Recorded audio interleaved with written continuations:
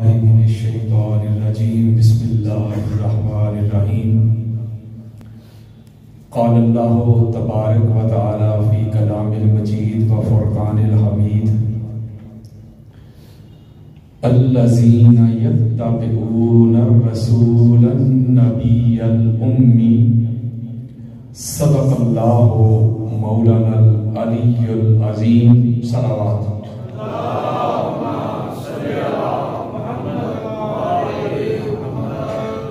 معزز و محتشم سادات کرام اور دور دراز سے قرب و جوار سے آئے ہوئے عاشقان مصطفیٰ محبان اہل بیت خواتین و حضرات، اللہ رب العزت کا بے پایا لطف و کرم ہے کہ جس کی توفیق سے ہم آج کے پرفتن دور میں، مشکل ترین دور میں، ناسبیت کے دور میں، خارجیت کے دور میں ذکر محمد اور آل محمد سننے سنانے کے لیے جمع راؤنڈ دی کلاک اگر آپ نظر دوڑائیں، بے شمار لوگ ایسے ہیں جو ان مقدس ایام میں اپنے کاروبار میں بزی ہیں، اپنے روزگار میں بزی ہیں، اپنے جو ان کے معاملات ہیں روٹین کے مطابق وہ چل رہے ہیں۔ کوئی ہالیڈے منا رہا ہے، کوئی پکنک منا رہا ہے، کوئی شادی بیاہ میں مصروف ہے۔ تو ساری دنیا میں جو لوگ اہل بیت اطہار کے غم میں شریک ہوتے ہیں، ان کے غم میں جن کی آنکھیں برستی ہیں، جو موسم کی شدت کے باوجود بھی نرم و گداز بستر چھوڑ کے اللہ کی زمین پہ آ کے ذکر اہل بیت سننے سنانے کے لیے بیٹھ جاتے ہیں، تو میں سمجھتا ہوں کہ اس طرح کے ماحول میں، اس طرح کے حالات میں دنیا آپ کے سامنے، بڑے بڑے مفتی آپ کے سامنے، بڑے بڑے علامہ آپ کے سامنے، ماحول آپ کے سامنے، ناسبیت اپنے پھل پھیلا رہی ہے، آپ کے عقائد پہ حملے، آپ کے نظریات پہ حملے، آپ کی سوچوں پہ حملے، آپ کے ویژن پہ حملے، آپ کے ایمان پہ حملے، اور اس طرح کے پر خطر ماحول میں کسی کے دل میں محبت اہل بیت سلامت ہے، تو ایسے انسان کو اللہ کا شکر ادا کرنا چاہیے کہ ایسے ماحول میں بھی اللہ نے اس کے دل میں محبت اہل بیت کو سلامت رکھا ہے۔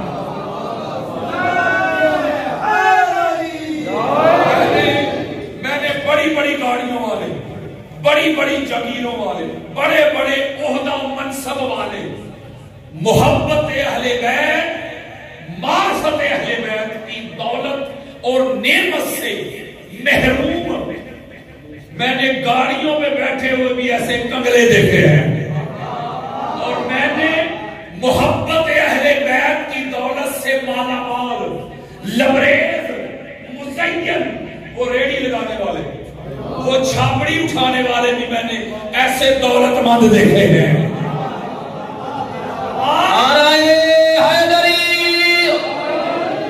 آج کے حالات میں اگر آپ کی دل کی دھڑکن کے ساتھ محبت اہل بیت یا مودت اہل بیت دھڑکتی ہے، تو میں سلوٹ کرتا ہوں آپ لوگوں کو کہ اللہ نے آپ کو چن لیا ہے، آپ چنیدہ ہیں۔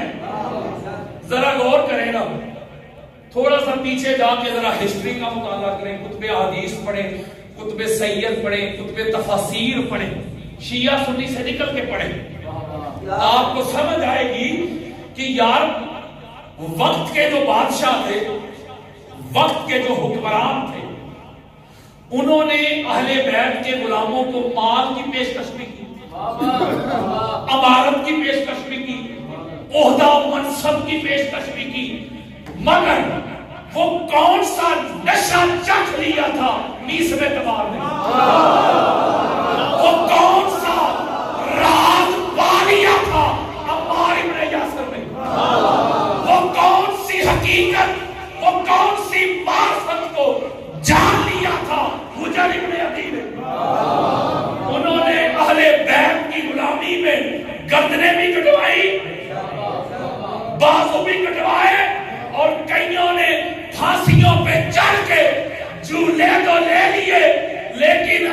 علی کرنا نہیں چھوڑنا.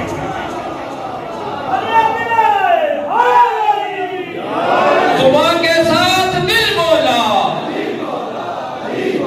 زبان کے ساتھ دل بولا, بولے ایمان یکدمان آ رہے حاضری. میں نے لاکھوں کتب حدیث کا مطالعہ کیا. میں آپ کو جنرل بات کر اتنی دور سے ٹریول کر کے آیا ہوں, آپ لوگوں کا مہمان بھی ہوں, پہلی حاضری ہے. میں پوری دنیا میں تبلیغ کر رہا ہوں شیعہ سنی سے ہٹ کر, بغیر کسی مسلک کا لیبل لگائے. اور اتنا نوازا ہے مجھے اس گھر نے کہ جب بھی کسی نے اہل بیت اطہار کی عظمت, ان کی افضلیت, ان کی نفاست و طہارت کی طرف منہ کر کے بھونکنے کی کوشش کی ہے, تو سب سے پہلے اہل بیت اطہار پاک سیدہ کے گھر کے اس منطقے نے آگے بڑھ کے اس کو علمی پٹا ڈالا ہے. ساری رات کتب حدیث کے سمندر میں گوتے لگاتا ہوں. درجنوں کتابیں میں نے اہل بیت اطہار کی عظمت میں مکمل کر لی. میں ایک جملہ آپ کو بتانے لگا ہوں, واللہ باللہ تاللہ میں نے حضور کی احادیث کے سمندروں میں گوتے لگائے, ڈبکیاں لگائی ہیں, حدیث مصطفیٰ کے میں نے جام پیے. مجھے تو اہل بیت اطہار کو ماننے کی صرف ایک ہی شرط نظر آئی ہے, قرآن سے اور مصطفیٰ کے فرمان سے. اس گھر کو ماننے کی ایک شرط, نہ شیعہ ہونا شرط ہے, نہ اہل سنت, نہ دیوبند, نہ اہل حدیث, نہ حاجی صاحب ہونا, نہ مفتی ہونا, نہ علامہ ہونا, نہ سخی ہونا. اور توبہ والو, ذمہ داری کے ساتھ بتا رہا ہوں, میرے آقا نے اس گھر کو ماننے کی ایک شرط بیان کی ہے, only one condition. میرے آقا نے فرمایا میری اہل بیت کو ماننے کی ایک ہی شرط ہے. جی آقا, فرمایا ماں کا نیک ہونا ضروری ہے, باپ کا ایک ہونا ضروری ہے.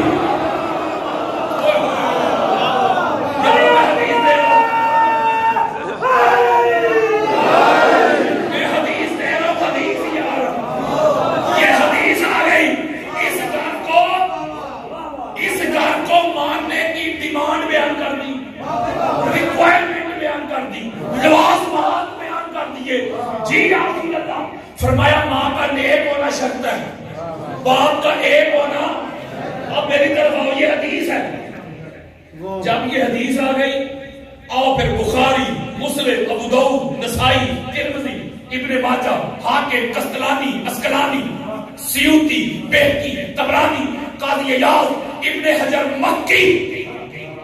حدیث کی دنیا کی کوئی کتاب لے کے آؤ میرے سامنے, اور اہل بیت کے دشمنوں کے ذرا شجرے کو کھولو. اب بھائیا, جس نے اس گھر کو نہیں نہ مانا, نہ ماں ایک تھی نہ باپ ایک تھا.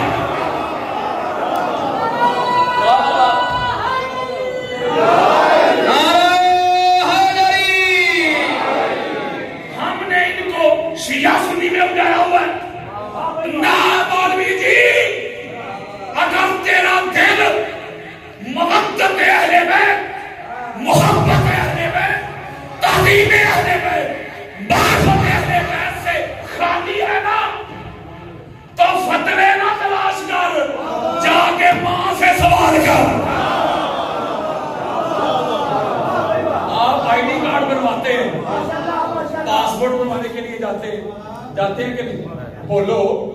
دو خانے ہوتے ہیں قبلہ, ایک سر نیم کا جس میں آپ اپنا نام لکھتے ہیں, ایک سر ناف کا, وہ بلدیت کا یار. بس پر موٹی پہچان بتا رہے ہیں. جیڑا اہل بیت دا منکر سی نا, بندہ ایک تھا, بلدیت کے خانے میں نام 4 تھے. کوئی اہل بیت سے منہ موڑ کے, کوئی اہل بیت سے پلک توڑ کے, کوئی اہل بیت سے رشتہ توڑ کے کھڑا ہو گئے, مجھے اپنا مسلمان تو نہ ثابت کر دے. کے بغیر تو گزارا ہی نہیں، ان کے بغیر تو چارہ ہی نہیں۔ ہم ان کو شیعہ سنی میں جا کے بیٹھے ہوئے، میرا کیا قصور ہے جو اتنی میری مخالفت ہے، فتوے ہیں، سارا کچھ ہے، تھریٹ ہے؟ کیوں؟ میں نے کون سا نیا کام کیا؟ میں نے کوئی نئی حدیثیں گاڑ لی ہیں؟ یہ تو بنو امیہ کی سنت ہے۔ میں نے کیا کام کیا ہے؟ میں نے ایک کام کیا ہے، میں نے 14 صدیوں میں جو ہماری اہل سنت کی کتب میں چھپایا گیا تھا نا، میں نے کھول کے دکھایا ہے۔ میں سنیت ہی بتاتا ہوں، سنیت ہی پڑھاتا ہوں، سنیت ہی سناتا ہوں، سنیت ہی سمجھاتا ہوں۔ آپ کے سامنے سنی بیٹھا ہے۔ اہل سنت پتہ کسے کہتے ہیں؟ اہل سنت کہتے ہیں حضور کی سنت کو فالو کرنے والے۔ آپ کہتے ہیں نا فلاں اہل حدیث ہیں، اہل حدیث کا مطلب ہوتا ہے حضور کی حدیث والے، اور اہل سنت حضور کی سنت پہ چلنے والے۔ اب حدیث کیا ہے اور سنت کیا ہے؟ توجہ ذرا میرے طرف رکھنی ہے۔ میں ڈرا ہوا تھا، میرا دل لگ گیا۔ مجھے میرے ایک دوست نے کال کر کے بتایا، علامہ صاحب تسی جتھے جا رہے ہو اتھے تو سارے مقصر نے۔ قسم سے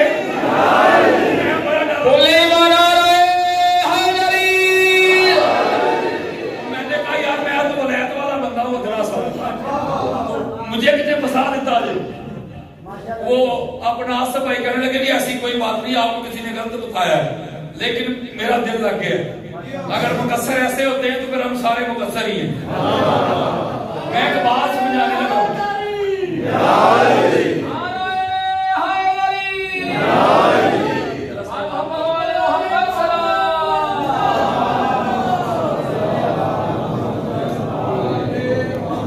جو کچھ میرے اور آپ کے پیارے آقا نے ہمارے دلوں کی دھڑکن، ہمارے سر کا تاج، جانے کائنات، روح کائنات، مقصود کائنات، وجہ تخلیق کائنات، آمینہ کے لال محمد مصطفیٰ صلی اللہ علیہ وآلہ وسلم، آپ کی اللہ والی زبان سے جو کچھ گفتگو نکلی اسے کہتے ہیں حدیث، اور جس پہ حضور نے عمل کیا پریکٹیکل اسے کہتے ہیں سنت۔ کیا کہتے ہیں اسے؟ سنت۔ اہل حدیث حدیث والے، اہل سنت حضور کی سنت والے، کسی مولوی کی سنت والے نہیں۔ اچھا آپ ایسا کریں، جمعہ کی نماز پڑھیں، جمعہ آ رہا ہے اگلا، جو آپ کے قریب مسجد ہو، جمعہ جب ہو جائے مولوی صاحب کے پاس جا کے بیٹھتے، اسے کہ مولوی جی، قاری جی، علامہ جی، حضرت جی، جب آپ خطبہ جمعہ دے رہے تھے تو میں آپ کو دیکھ رہا تھا، آپ یکا یک اچانک نیچے کیوں بیٹھ گئے؟ آپ کی کمر میں درد تھا؟ آپ بیمار تھے؟ خطبہ دے رہے ہیں آپ کھڑے ہو کے فٹافٹ نیچے بیٹھ گئے؟ وہ ٹھیک تھے ایسو؟ اب مولوی صاحب پتہ کیا کہیں گے آپ کو؟ نہیں کمر میں درد تو نہیں تھا، بیمار بھی نہیں تھا میں، تو بیٹھے کیوں؟ وہ کہیں گے حضور کی سنت ادا کی ہے۔ آپ نے اگلا سوال کر دینا، اچھا حضرت جی آپ نے حضور کی سنت ادا کی ہے؟ جب حضور علیہ السلام، سنت تو کہتے ہیں پریکٹیکل کو، جب حضور علیہ السلام خطبہ ارشاد فرما رہے تھے، حضور علیہ السلام کی طبیعت نہ سمجھتے کی، اس لیے سستانے کے لیے، آرام کرنے کے لیے حضور علیہ السلام تھوڑی دیر کے لیے تشریف فرما ہوئے۔ مولوی صاحب کہیں گے نہیں حضور بھی بیمار نہیں تھے۔ میں جامع ترمذی دے رہا ہوں، اہل سنت کی تیسری سب سے بڑی کتاب، جو خود کو اہل سنت کے ترمذی کو نہ مانے سنی نہیں، تو پھر وجہ کیا ہے؟ وہ کہتے وجہ کیا ہونی تھی؟ حضور اللہ کی عبادت فرما رہے تھے، خطبہ ارشاد فرما رہے تھے، یکا یک سڈنلی مسجد نبوی کے حال میں حسنین کریمین تشریف لے آئے۔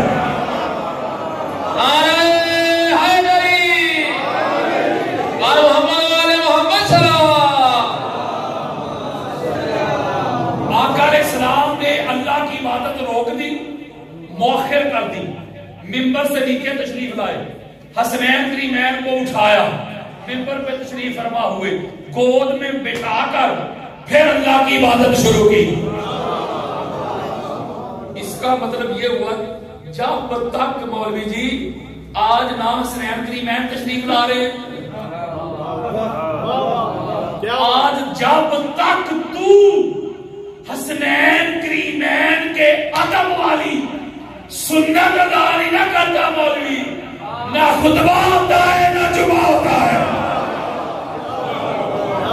ہو سکتا ہے حضرت صاحب کہہ دیں آپ کو کہ خطبہ کون سا اللہ کی عبادت ہے، آپ نے لڑائی نہیں کرنی، آپ نے جھگڑا نہیں کرنا، آپ کے پاس دلیل ہے، لڑتا وہ ہے جس کے پاس دلیل نہیں ہوتی۔ ذرا کتب حدیث اور تفاسیر پڑھ کے دیکھیں، اے جننے بھی لڑے جے نا اے سارے بے دلیل ہیں۔ آپ نے کہنا چلو حضرت جی ٹھیک ہے، خطبہ کون سا اللہ کی عبادت ہے مان لیتے، کوئی لڑائی نہیں، سجدہ تو اللہ کی عبادت ہے۔ طہارتوں کے تقدس کا ذہن بیٹھا ہے، میری بطول کے جیون کا چین بیٹھا ہے، میرے حبیب سجدے کو ذرا لمبا کر دے، تیری پشت پہ میرا حسین بیٹھا ہے۔ یہ بات مائنڈ میں بٹھا لیں کہ سنت ہے پریکٹیکل، اس کا مطلب ہے حضور نماز پڑھ رہے ہو اللہ کی، حسنین کریمین پشت مبارک پہ سوار ہو جائے، سجدے کو طول دینا، سجدے کو لمبا کرنا، یہ حدیث نہیں، یہ مصطفیٰ کی سنت ہے۔ خانہ کعبہ کا سین ہو، ساری دنیا سامنے ہو، مولا علی علیہ السلام کو پاک کندھوں پہ میرے آقا اٹھانے، یہ حدیث نہیں، یہ سنت ہے۔ غدیر کا میدان ہو، مولا علی علیہ السلام کو دونوں ہاتھوں سے پکڑ کر بلند کر کے ولایت کا، امامت کا، خلافت کا اعلان کرنا، مولوی جی حدیث نہیں، سنت ہے۔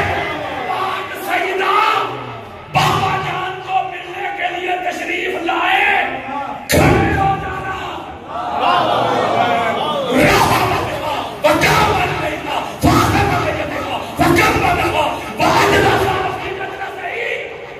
کھڑے ہو جانا حدیث نہیں، مصطفیٰ کی سنت ہے۔ دروازے تک جانا، خوش آمدید کہنا، ویلکم کہنا، مرحبا کہنا، حدیث نہیں، سنت ہے۔ پاک سیدہ کا ہاتھ پکڑنا، ہائے ہائے یہ حکمت کا بھی مجھے پتہ ہے لیکن میں بڑا مجبور ہوں، ہاتھ پکڑنا، چومنا، سینے سے لگانا، اپنی نشست پہ بٹھانا، حدیث نہیں، سنت ہے تو سنت ہے تو اہل سنت۔ یارو حضور کی حدیث پہ چلنے والے، پتہ چلا پھر سنی وہ ہے جو حسنین کریمین کے ادب والا خطبہ دے، سنی وہ ہے جو حسنین کریمین کے ادب والی نماز پڑھے، سنی وہ ہے جو پاک سیدہ کا نام سن کے گردن جھکا دے، وہ سنی ہے جو پاک سیدہ کو خطا پر کہے، لعنتی ہو سکتا ہے، سنی نہیں ہو سکتا۔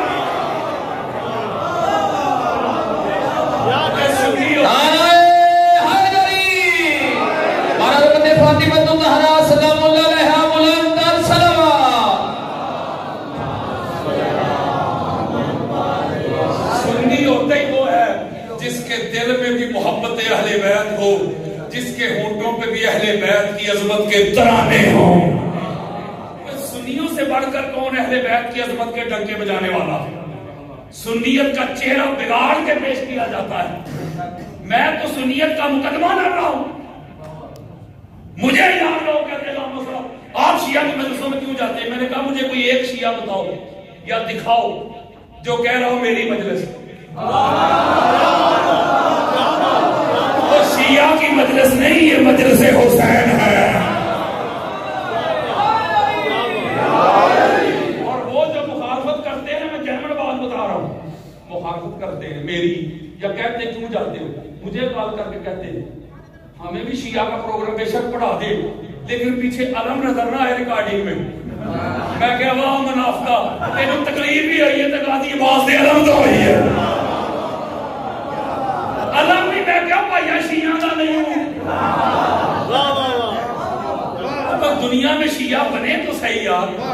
میں تو کہتا ہوں شیعہ تھے 20 میں تمار, شیعہ تھے عمار ابن یاسر, شیعہ تھے بزرگ فاری, شیعہ تھے سلمان فارسی, شیعہ تھے حضرت بلال, شیعہ تھے حضرت مقداد, شیعہ تھے جابر بن عبداللہ انصاری, شیعہ تھے عبداللہ ابن مسعود.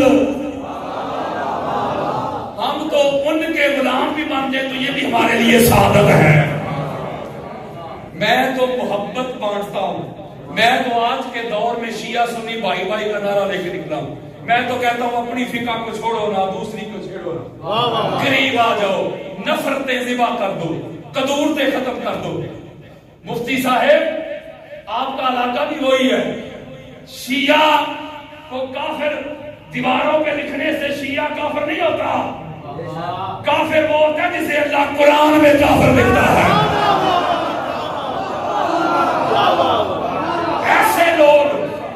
ایسے لوگ جو اسلام کے دو عظیم بازو ہیں, شیعہ اور سنی, ایسے لوگ جو ان دونوں کو لڑوانا چاہتے ہیں, جو پاکستان کے ماحول کو خراب کرنا چاہتے ہیں, جو ملک پاکستان کو فرقہ واریت کی طرف دھکیلنا چاہتے ہیں, جو تکفیریت کو پروموٹ کرتے ہیں, جو اس پہ فنڈنگ کرتے ہیں, مال خرچ کرتے ہیں, چاہے وہ ریال کی صورت میں ہو, چاہے وہ ڈالر کی صورت میں ہو, چاہے وہ انڈین کرنسی کی صورت میں ہو. ایسے لوگ قرآن کے بھی دشمن ہیں, اور رسول کے بھی دشمن ہیں, اہل بیت کے بھی دشمن ہیں, صحابہ کے بھی دشمن ہیں, اور پاکستان کے بھی دشمن ہیں.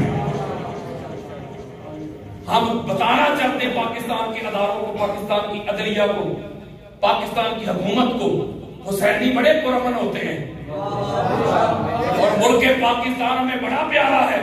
اپنے ملک کی محبت ہم کو ہمارے امام پاک حسین علیہ السلام نے سکھائی ہے. کوئی ٹھیکیدار نہ بنے پاکستان کا, پاکستان سب کا ہے.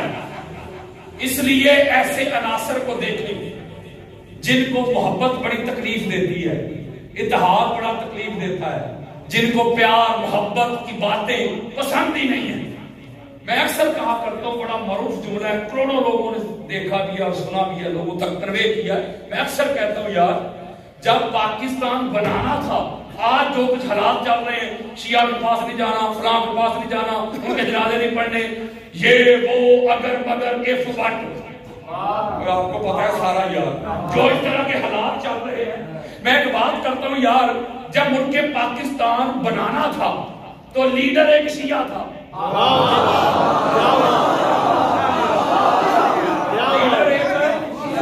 اس شیعہ لیڈر کے اندر, اس کی زیر قیادت, اس کی سنگت میں, اس کی مائیت میں, اس کی رفاقت میں اہل سنت بھی آئے, دیوبند بھی آئے, اہل حدیث بھی آئے, سارے ملے, اتحاد ہوا, اتفاق ہوا, انفرادیت سے نکلے, اجتماعیت میں آ کے جمع ہوئے. تو کیا ہوا؟ توجہ, اللہ نے 14 کی برکت سے, 14 کی نظر سے, 14 کے کرم سے, 14 کے فضل سے 14 اگست کو پاکستان ادا کر دیا. نعرہ حیدری. اگست کو پاکستان کیوں بنا؟ یار 15-16 بھی ہو سکتی تھی, 14 ہی کیوں؟ اللہ جانتا تھا یہ 14 کے نام پہ ملک دے رہا ہوں نا ان کو. 2 طبقات ہوں گے اس ملک میں, ایک 14 کے ماننے والے, 14 کے منگتے, 14 کو اللہ ماننے والے, منظم ماننے والے, مصفہ, پاک, صاف, طاہر, مطہر. دوسرا طبقہ منکر, سارے ایک ہو جائے. 2 طبقات. اللہ نے کہا وہ جو منکر ہوں گے نا, ایسی پکا یا پکی بات بتاتا ہوں, توجہ میرے طرف رکھنی ہے.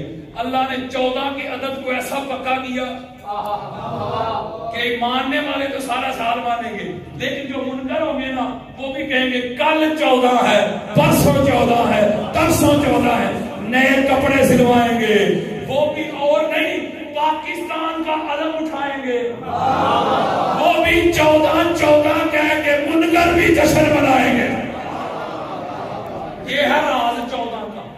اب یہ تو ایک میری تمہید ہوتی ہے جو میسج دیتا ہوں, کنوے کرتا ہوں پوری دنیا میں, اس کو بھی میں نے چھوڑ دیا.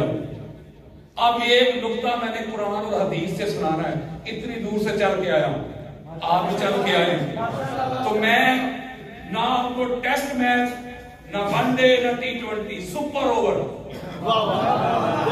ایک کوزے میں نے سمندر کو بند کرنا ہے اور دعا آپ کی لینی ہے، اور ہاتھ جوڑ کے ریکویسٹ ہے کہ توجہ کے ساتھ میری بات کو سمجھیں اور سنیں۔ قرآن مجید فرقان حمید کی سورہ اعراف کی جو آیت مبارکہ میں نے آپ کے سامنے پڑھی، اس میں اللہ رب العزت نے فرمایا کہ لوگوں اتباع کرو، پیروی کرو اس رسول کی، اس نبی کی، اور نبی امی کی۔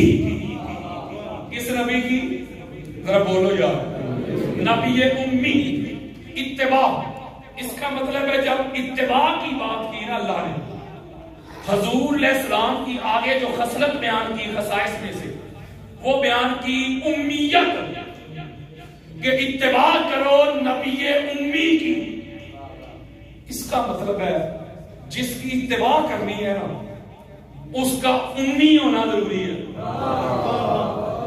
اب یار لوگوں نے، میری کسی سے لڑائی نہیں، نہ لڑائی نہ جھگڑا، کسی کو حوالہ چاہیے تو کچھ میں سناؤں گا، میں دکھا کے جاؤں گا، نہ لڑائی نہ جھگڑا۔ یار لوگوں نے امی کا ترجمہ یا معنی کیا ان پڑھ، ان ایجوکیٹڈ۔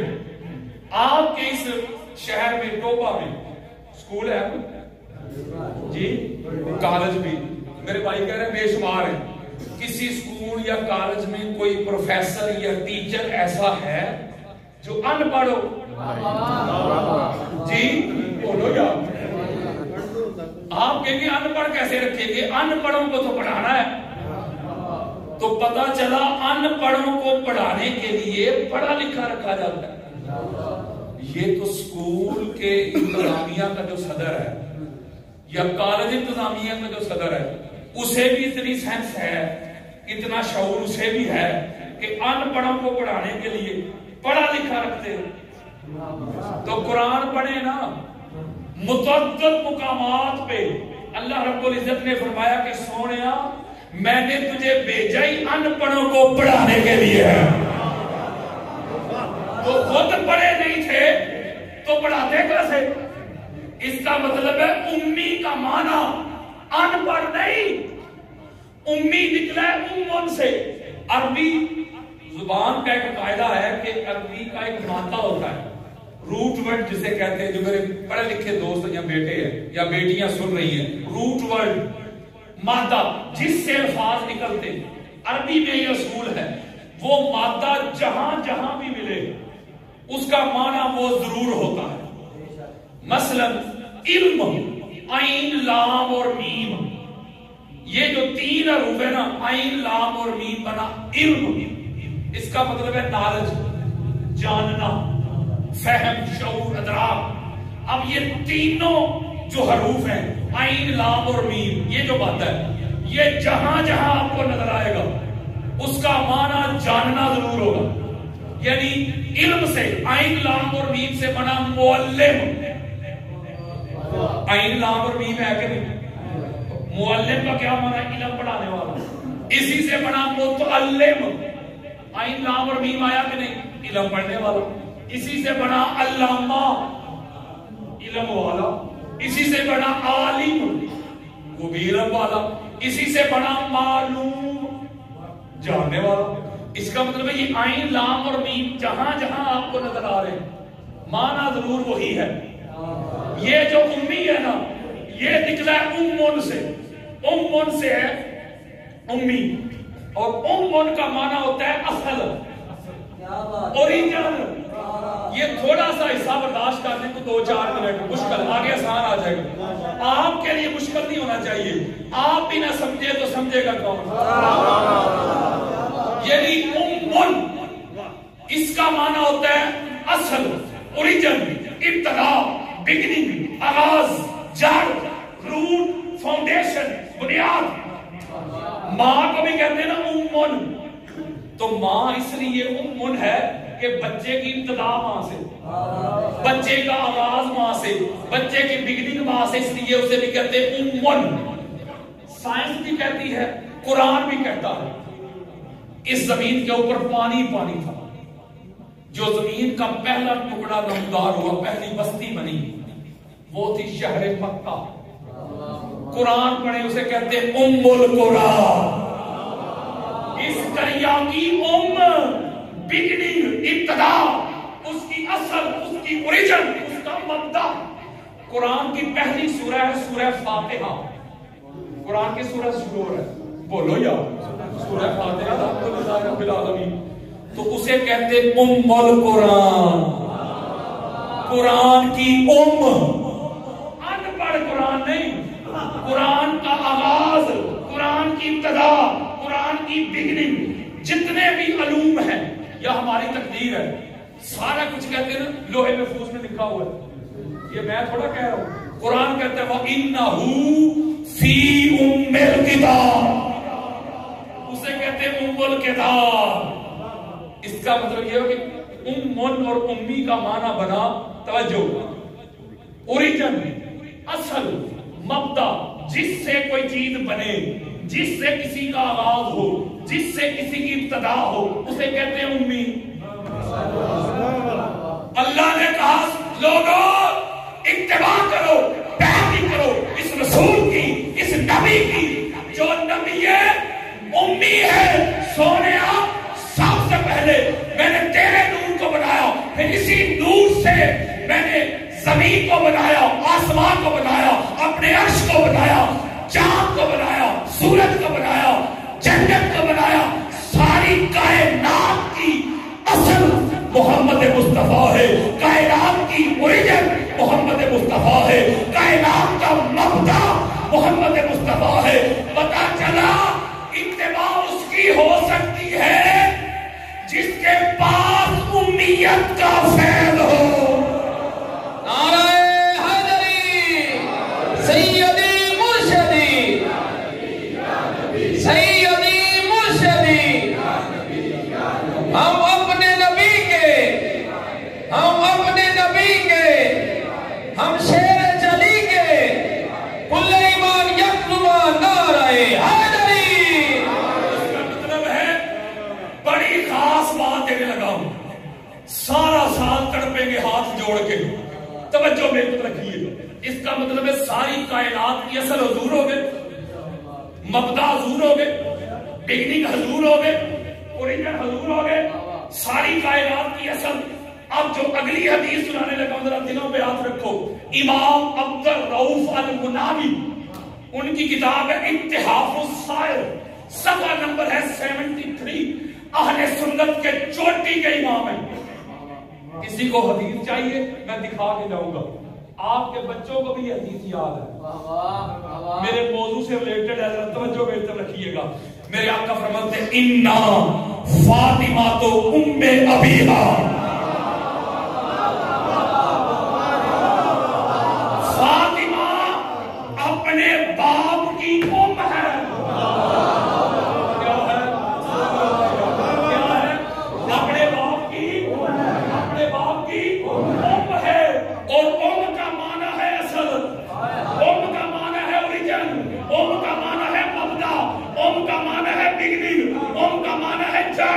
ان کا معنی ہے روٹ، ان کا معنی ہے فاؤنڈیشن، ان کا معنی ہے بنیاد۔ آ میری طرف یا رسول اللہ، ساری کائنات کی ام تو آپ ہے، آپ اصل کائنات ہے، آپ ابتدائے کائنات ہے، آپ آغاز کائنات ہے، کوئی آپ کی بھی اصل ہے؟ میرے آقا نے فرمایا لوگوں محمد کی اصل کا نام زہرا ہے، محمد کی اوریجن کا نام زہرا ہے، محمد کے مبدا کا نام زہرا ہے۔ جس نور سے اللہ نے پاک محمد کو بنایا ہے، اسی نور سے اللہ نے پاک زہرا کو بنایا۔ دو بھی ہو گئے، نعرہ حیدری، دو بھی ہو گئے، دو بھی ہو گئے، توجہ میری طرف، دو بھی ہو گئے۔ اور اللہ نے شرط لگائی اتباع کرنی ہے امیوں کی۔ جو کہتے ہیں نا ان پڑھ تھے امی، پتہ ہے کیوں کہتے ہیں ان پڑھ؟ میں آپ کو بتاتا ہوں، وہ اس لیے ان پڑھ کہتے ہیں کہ جو امی تھے نا وہ دنیا میں آ کے کسی استاد کسی مدرسہ سے نہیں پڑھے، بندہ ذرا کسی مدرسہ سے پڑھے، کی آمد پہ صلوات پڑھیں.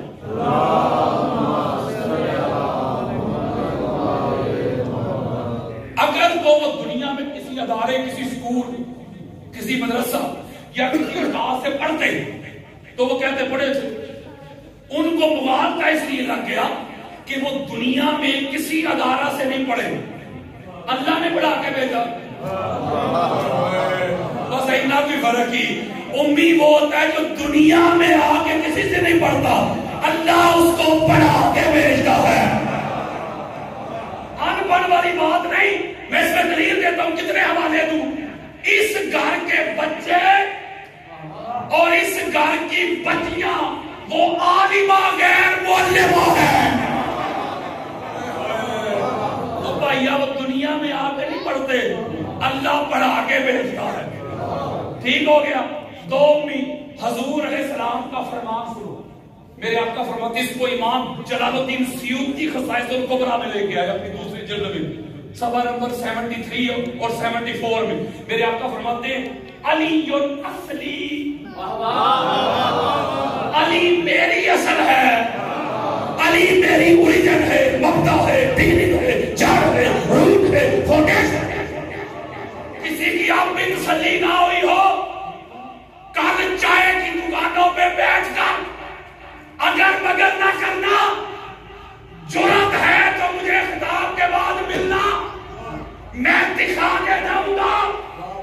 کسی کی آپ بھی تسلی نہ ہوئی ہو, میرے آقا فرماتے شیخ اسماعیل حقی کی روح البیان جلد نمبر 7 صفحہ نمبر 53, میرے آقا فرماتے خلقت انا وعلی من نور واحد.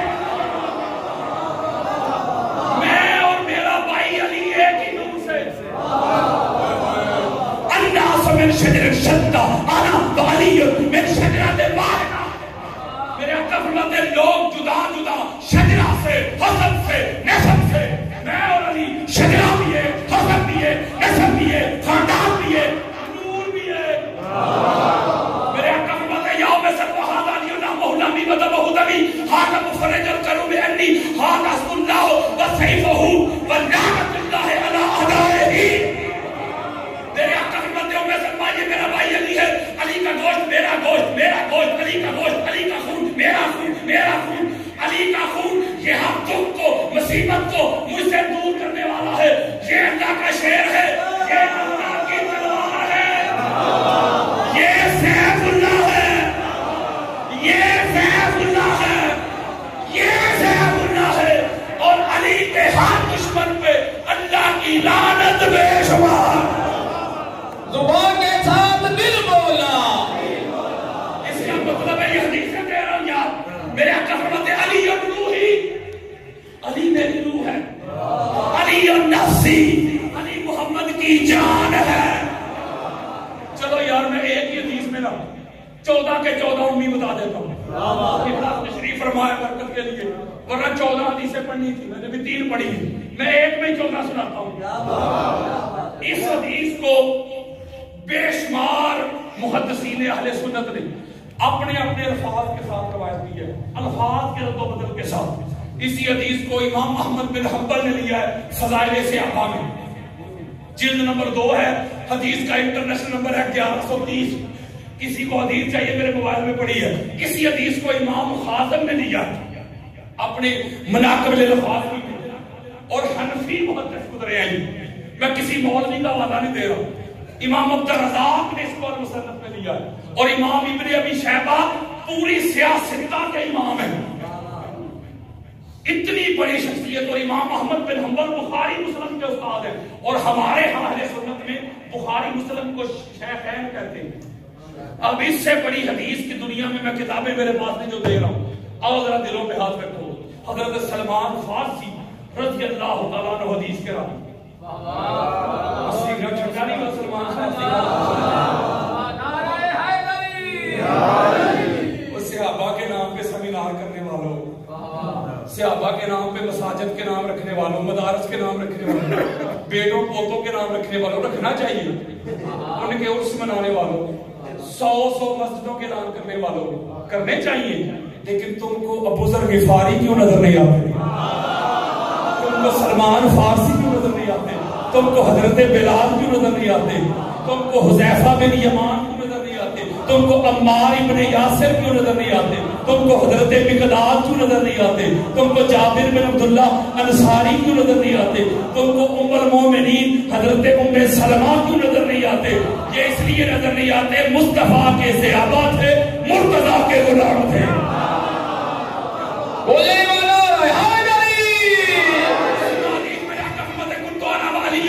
وفی روایت و فاطمہ و حسن و حسین و علی بن الحسین۔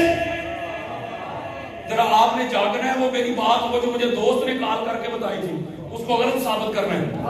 وہ علی بن الحسین و محمد الباقر و جعفر الصادق و موسی الکاظم و علی رضا محمد تقی علی تقی حسن عسکری محمد مہدی علیہم السلام نورا بین یدی اللہ قبل یخلق آدم۔ اور توبہ والا میرے آقا فرماتے ہیں میں علی فاطمہ حسن حسین زین العابدین الباقر جعفر صادق موسی کاظم علی رضا محمد تقی علی نقی حسن عسکری محمد مہدی علیہ السلام۔ آدم کی تخلیق سے پہلے آدم کا جسم نہیں بنا تھا، آدم کی باڈی نہیں بنی تھی، آدم کی روح نہیں بنی تھی، آدم کی تخلیق کے لیے ابھی مٹی نہیں گوندی گئی تھی۔ ایک خدا تھا، دوسرا 14 کا نور تھا۔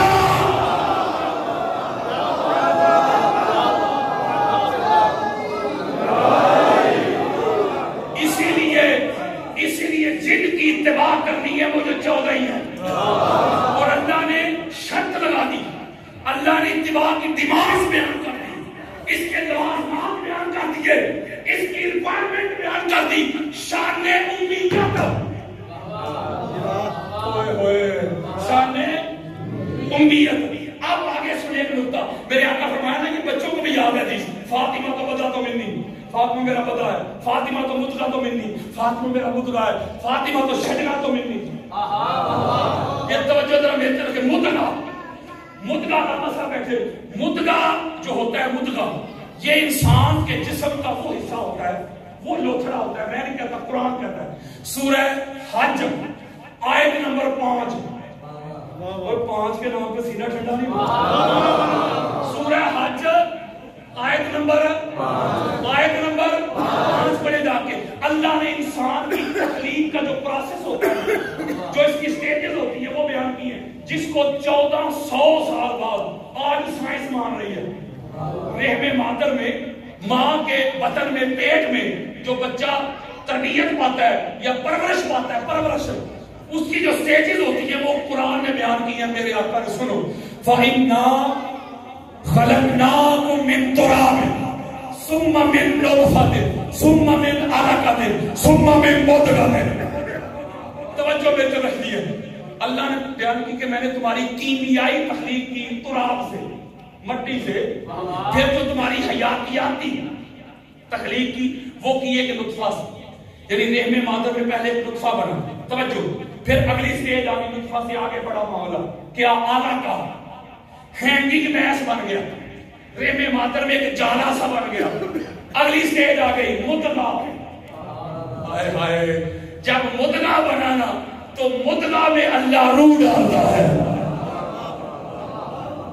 روح نہ نطفہ میں آتی ہے، روح نہ علقہ میں آتی ہے، روح آتی ہے مدغہ میں، جان ڈالی جاتی ہے مدغہ میں۔ آؤ پھر ہاتھ جوڑ کے جملہ کہنے لگا ہوں، میرے آقا نے فرمایا فاطمہ تو مدغہ تو منی۔ لوگوں، فاطمہ محمد کے جسم کا وہ ٹکڑا ہے، فاطمہ میں محمد کی روح بستی ہے۔ اور مدغہ دل کو بھی کہتے ہیں، کس کو؟ صحیح مسلم اٹھائے، حضور فرماتے ہیں اِنَّ فِي الْجَسَدِ مُضْغَةٌ، انسان کے جسد میں ایک مدغہ ہوتا ہے، اذا صالح الجسد كله، اگر وہ مدغہ سنور گیا سارا جسم سنور گیا، اذا فاسد الجسد كله، اگر وہ مدغہ بگڑ گیا سارا جسم بگڑ گیا، الا وهي القلب، اور سن لو وہ مدغہ تمہارا دل ہے۔ کیا ہے؟ بولو یار، یہ حضور نے فرمایا نا فاطمہ میرا ٹکڑا ہے، وہ ٹکڑے ٹکڑے سے بھی فرق ہوتا ہے، ہاتھ ٹکڑا نہیں، کئی لوگ آپ نے دیکھے ان کے ہاتھ میں زندہ ہے، ٹکڑے کے بغیر گزارا ہو رہا ہے کہ بولو پاؤں ٹکڑا نہیں.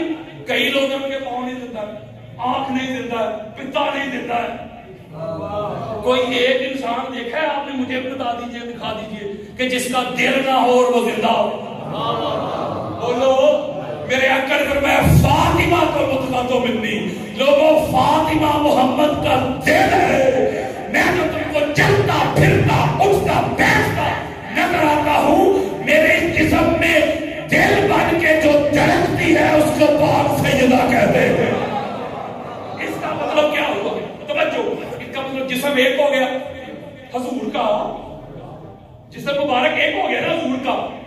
ایک اس جسم کا دل ہے, ایک جسم کی روح ہے, جسم کی جان ہے, جسم کا ٹکڑا ہے. الحسن والحسین منی, یعنی 14 کے 14 اسی جسم سے ہے. اور اسی لیے تو حضور نے فرمایا اولنا محمد, اوسطنا محمد, آخرنا محمد, کلنا محمد. کیونکہ 14 کے 14 ہی ایک روح سے. بولو ایک ہی. اچھا مولوی صاحب کہتے ہیں جو حضور کے شوز ہیں, بس کلوزنگ ہے بھائی, جو حضور کے شوز ہیں, برنامہ میں شروع ہوا, جو حضور کے شوز ہیں نالین, انہیں کہتے ہیں شوز نہیں کہنا, جوتا بھی نہیں کہنا, نالین بھی نہیں کہنا, نالین پاک کہنا. کیا کہنا ہے؟ جاگو ذرا یار, نالین پاک. اس کی شبیہ بنا کے ماڈل بنا کے سینوں پہ سجانا ہے. ٹھیک ہو گیا, ٹوپیوں پہ لگانی ہے. ٹھیک ہو گیا, بچوں کے سینے پہ لگانی ہے. یہ ویسے مولوی صاحب کی اپنی مرضی ہے نا, وہ میلاد النبی کے پروگرام میں یا مہینے میں گنبد خضرا کی شبیہ بنا کے چوک میں رکھ دے, خانہ کعبہ کی شبیہ بنا کے بازار میں رکھ دے. یار وہ بنا لے تو جائز ہے, شیعہ بنا لے تو ناجائز ہے. وہ کہتے ہیں شیعہ ہے گھوڑا شبیہ لے کے نکلے, وہ تھوڑا گھوڑا جتنے مولا حسین سوار ہوئے. اس بیوقوف کو پڑھے لکھے جاہل کو کوئی بتائے شبیہ کہتے ہی کاپی کو ہے, اصل کو تھوڑا شبیہ کہتے ہیں. جی اب میں نقطہ سمجھانے لگا ہوں. مولوی صاحب حضور کی نلین کو نلین نہیں کہنے دیتے, کہتا ہے نلین پاک ہے. آپ نے اکثر تقریریں سنی ہوگی خطبات جمعہ میں. بھائی جب موسیٰ علیہ السلام کوئی ٹور پہ گئے تو اللہ نے کہا کہ جوتے اتار کیا, یہ مقدس باتیں ہے, قربان جاؤں ہمارے حضور کی عظمت پہ. معراج کی رات اللہ نے کیا سونیا, وہ موسیٰ سن, وہ کلیم اللہ تھے, آپ حبیب اللہ سونیا سنے جوڑے یا وہ سنتے ہیں کہ نہیں؟ آپ پڑھے لکھے بیٹھے ہو, میں صلوات کے قدموں پہ ہاتھ رکھ کے ایک بات کرتا ہوں, یہ جو نلین پاک ہے حضور کی, یہ نلین پاک کا سٹیٹس حضور کے جسم میں کہاں ہے؟ قدموں میں, قدموں کے نیچے ہے نا نلین. یار بولو معاذ اللہ کوئی حضور کے جسم کا ٹکڑا تو نہیں, حصہ تو نہیں, معاذ اللہ قدموں کے نیچے ہے. تو رنگی چھوڑ دے, یک رنگ ہو جا, سراسر موم یا سنگ ہو جا. جو میرے مصطفیٰ کے قدموں کے نیچے آئے, مولوی جی تو کہے پاک, اور سر سے پاؤں تک پورے کا پورا محمد جس ابو طالب کی گود میں آئے, وہ گود کتنی پاک ہوگی.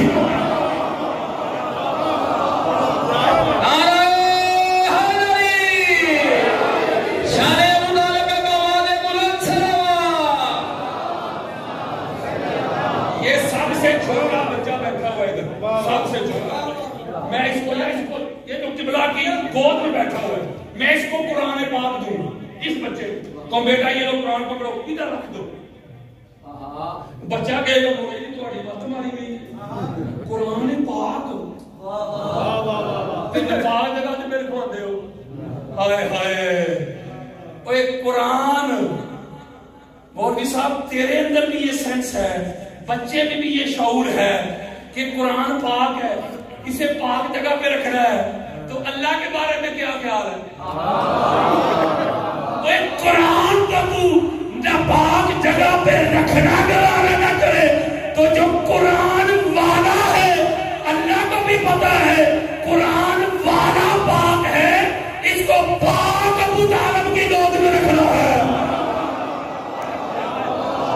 تو جس کے پاس سے نبوت کھانا کھاتی رہی, جس کے بستر پہ نبوت کھاتی رہی, جس کے دیے ہوئے لطف میں رسالت کھاتی رہی, ساری دنیا کو ناپاک ہو سکتی ہے میرے مصطفیٰ کو سینے پہ لٹانے والا ابو طالب نہ بھاگ نہیں.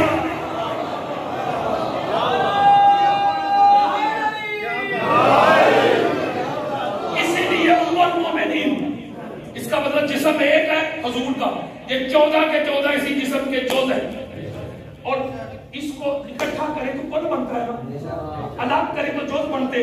ہاتھ جوڑ کے بڑی خاص بات مجھے پتا ہے، میرے پاس جو سودا ہے اس کے گاہک آپ ہی ہیں، آپ ہی وہ جوہری ہیں، آپ ہی پرکھتے ہیں. اس کا مطلب ہے کہ ان کو جمع کر لیں تو کل بن جاتا ہے، الگ الگ کر دیں تو جز بن جاتا ہے. اگلی بات سمجھے ذرا، قرآن کے 30 باروں کو جمع کر دے پورا قرآن، الگ الگ کر دیں جز بن جاتے ہیں. بولو یار کسی کے پاس سورہ کوثر ہو، پورا قرآن نہیں صرف سورہ کوثر چھوٹی سی، وہ سورہ کوثر ہو تو میں کہوں یہ سورہ کوثر ہے چھوٹی سی، ادھر رکھ لو. بچہ کہے گا صاحب تھوڑی بات ہماری نہیں، قرآن کی صورت ہے. میں کہتا ہوں یار قرآن کی صورت ہے، قرآن تو نہیں نا. بچہ کہے گا حضرت جی قرآن نہیں پر قرآن کا ٹکڑا تو ہے. جو کل کا ادب ہے وہی جز کا ہوگا. بولو یار جو کل کا ادب ہے وہی جز کا ہوگا. مولوی حیات اور شرم کر جو پاک سیدہ کو بعض لقب علم کہتے ہیں، جو کہتے ہیں بی بی کو حدیث کا پتہ ہی نہیں تھا، بی بی کو خبر ہی نہیں تھی. معاذ اللہ میں ایک جملہ کہتا ہوں، بی بی حضور کے جسم کا ٹکڑا ہے کہ نہیں؟ بولو جب اللہ کی رحمت کی بارش برس رہی تھی، جب وجود مصطفیٰ میں اللہ کی رحمت کی بارش، علم کی بارش برس رہی تھی تو ساتھ ٹکڑے پہ نہیں برس رہی تھی. سب کے بعد ٹکڑے ایسے ہوتے ہیں، وہ کل کی جو فضیلت ہوتی ہے ان کو وہ مقام مل جاتا ہے. حضور فرماتے ہیں، بخاری مسلم پڑھو، میرے آقا فرماتے ہیں سورہ اخلاص جسے کہتے ہیں، سورہ توحید کہہ دیتے ہیں اسے، 3 بار پڑھو. قل هو اللہ احد کتنی بار؟ 3 بار پڑھو. حضور فرماتے ہیں پورے قرآن کا ثواب. لو جی وہ چھوٹی سی سورت، حضور فرماتے 3 بار اسے پڑھ لو، پورے قرآن کا، پورے کل کا ثواب ہے. تو ٹکڑا ہی نہ. چلو میری نہ مانو، عمر مومنی بس ختم ہے. حضرت عائشہ صدیقہ رضی اللہ تعالیٰ عنہا کی مان لو. اما عائشہ صدیقہ روایت کرتی ہے، توبہ والو آؤ اہل سنت کی 70 کتابیں دوں.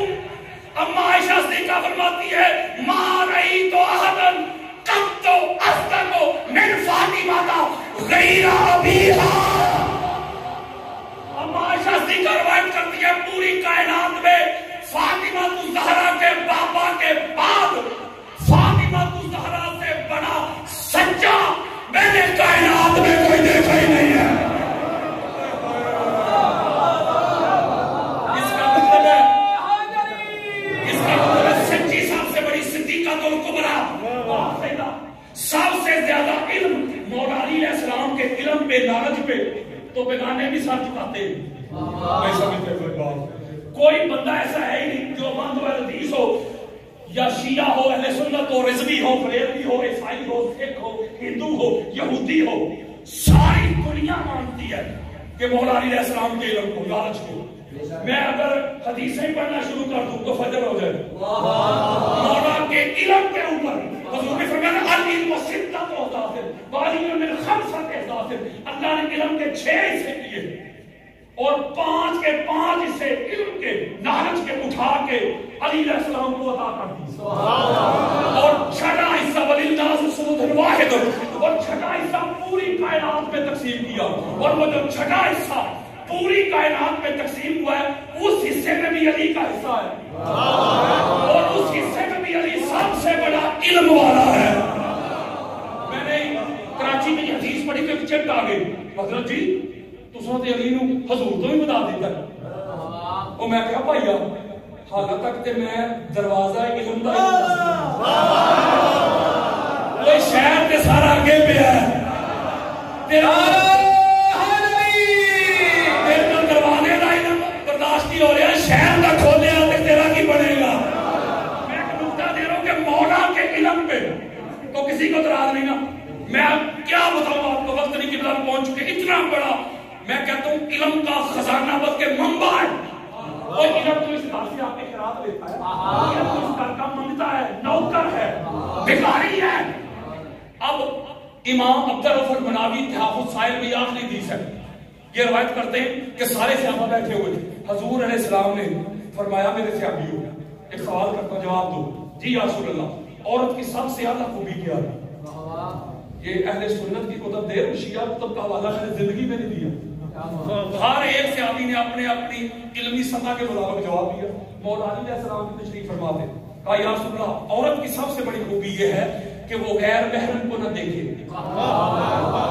آقا علیہ السلام نے جواب قبول نہیں کیا۔ رانا صاحب بڑی خاص بات ہے، میں بڑی حکمت کے ساتھ دنیا بھر میں تبلیغ کر رہا ہوں، کہتا ہوں وہی بات سمجھتا ہوں جسے حق نیابدہ ہے مسجد ہوں نہ تہذیب کا فرزند، اپنے بھی خفا مجھ سے ہے بیگانے بھی ناخوش، میں زہر حلال کو کبھی کہہ نہ سکا کند، مشکل ہے کہ بندہ حق بھی نو حق اندیش خشاک کے طوطے کو کہے کوہ تمام۔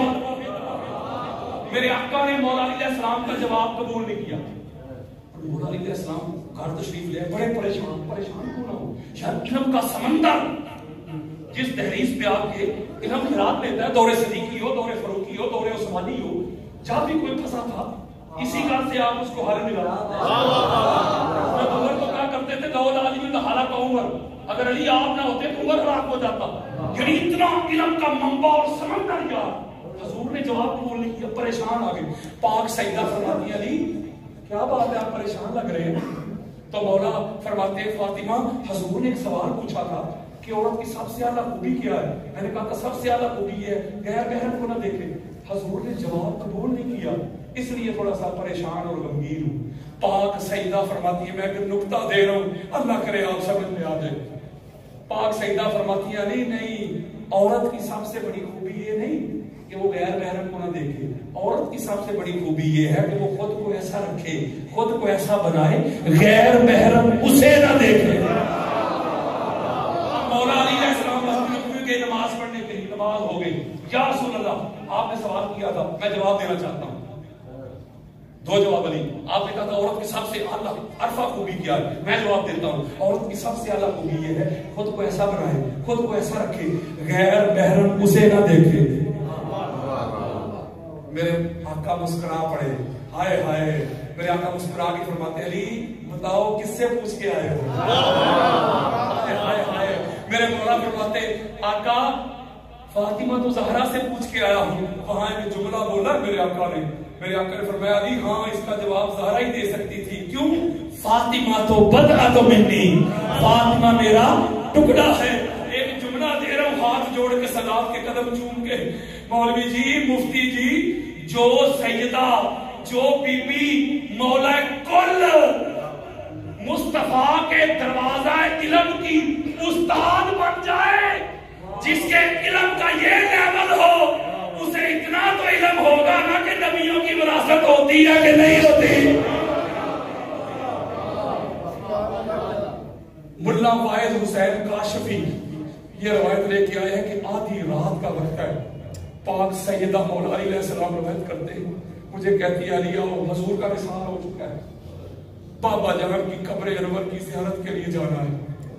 مولا علی علیہ السلام روایت کرتے ہیں ملا واحد حسین کاشفی روضۃ الشہداء میں لے کے، حنفی بہت بڑے محدث گزرے ہیں، وہ لے کے آئے کہ مولا فرماتے میں لے کے گیا، کیا دیکھتا ہوں کہ پاک سیدہ جا کے آقا علیہ السلام کی قبر انور کے ساتھ لپٹ گئی، چمٹ گئی، قبر انور کی پاک مٹی کو اپنے رخسار پہ ایسے ملنے لگی، پھیرنے لگی، اور آقا علیہ السلام کی بارگاہ میں عرض کرنے لگی یا رسول اللہ آپ کی فاطمہ ہی ہے، وہ فاطمہ ہی ہے جس کے آنے پہ آپ کھڑے ہو جایا کرتے تھے، دروازے پہ جاتے تھے، میرا ہاتھ پکڑتے تھے، چومتے تھے، سینے سے لگاتے تھے، اپنی نشست پہ بٹھاتے تھے۔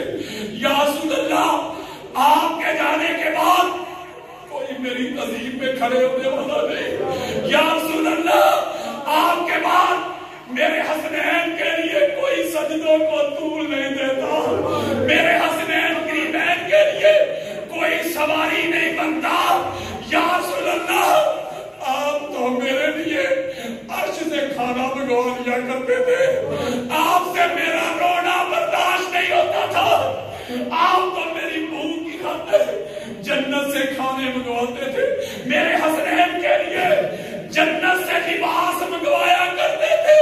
آپ کے جانے کے بعد آپ کی یہ بیٹی بڑی پریشان ہے، بڑی مصیبت میں ہے، بڑے غم میں ہے، بڑی پریشانی میں ہے۔ آپ کی امت تو مجھے جی بھر کے رونے بھی نہیں دیتی۔